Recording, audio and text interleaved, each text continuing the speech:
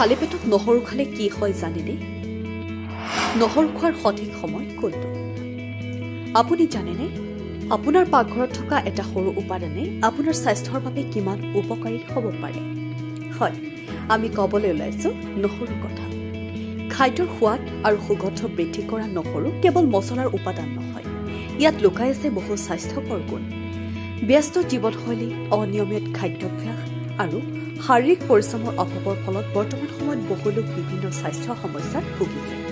এনে পৰিস্থিতিত দৈনন্দিন খাদ্যত সঠিকভাৱে নহৰু অন্তৰ্ভুক্ত কৰাটো উপকাৰী হ'ব পাৰে। নহৰুত থকা এলিচিন, এণ্টি অক্সিডেণ্ট আৰু প্ৰদাহ প্ৰতিৰোধী গুণে শৰীৰৰ ৰোগ প্ৰতিৰোধ ক্ষমতা শক্তিশালী কৰাত সহায় কৰিব পাৰে।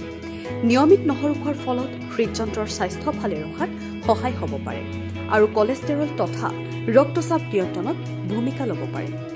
বিশেষজ্ঞসকলৰ মতে নহৰু হজম শক্তি উন্নত কৰাত সহায়ক হ'ব পাৰে। ইয়াৰ প্ৰাকৃতিক গুণে পাচন তন্ত্ৰক সক্ৰিয় কৰি ৰাখে আৰু অন্ত্ৰৰ স্বাস্থ্য বজাই ৰখাত সহায় কৰিব পাৰে। লগতে নহৰুত থকা উপাদানে শৰীৰৰ প্ৰাকৃতিক প্ৰতিৰোধ ব্যৱস্থাক শক্তিশালী কৰাত সহায় কৰে।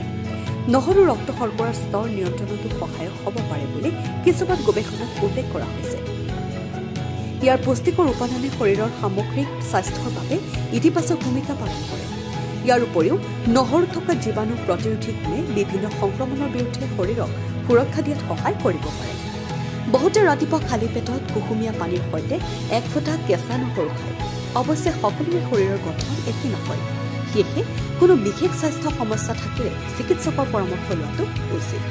মনত ৰাখিব, নহৰু স্বাস্থ্যকৰ খাদ্য হ'লেও ই কোনো ৰোগৰ নিশ্চিত চিকিৎসা নহয়। সুস্থ থাকিবলৈ সুষম খাদ্য, নিয়মিত ব্যায়াম আৰু স্বাস্থ্যকৰ জীৱনশৈলী অতি প্ৰয়োজনীয়। News x report, NDTV।